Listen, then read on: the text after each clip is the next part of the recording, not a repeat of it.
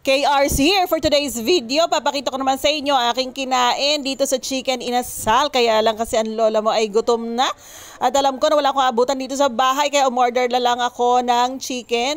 Siyempre sinamahan natin ng gulaman at meron binigyan tayo ng sabaw at sausawan na kalamansi at toyo. Pero syempre bago tayo kumain dapat mag-pray muna tayo at magpasalamat sa biyayang tinanggap natin. At pagkatapos heto na nga, dahil pasado 2:00 na, Gina ang lola mo, gutom na gutom. Kaya humigop muna tayo ng sabaw. Ayan.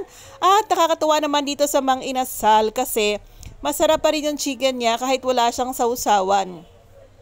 Masarap yung luto ng napunta sa akin, pati yung pagtimpla nila ng chicken. Kaya yummy talaga. Nabusog ang lola nyo. Kayo guys, ano ba tinanghalian nyo ngayon? Ayan, kaya minsan mahirap talaga yung working mother dahil hindi ako sure kung ano yung dadatnang kong pagkain sa bahay dahil syempre nag-aaral din naman ang aking mga anak. Kaya para iwas hassle at talaga namang Gina ang lola mo, dumaan na ako dito para kumain.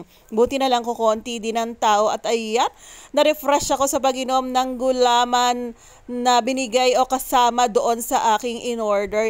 Napakasarap talaga ng chicken o baka naman gutom lang ako. Pero in fairness, masarap naman talaga ang chicken sa inasal. Ayun lamang guys. Bye-bye!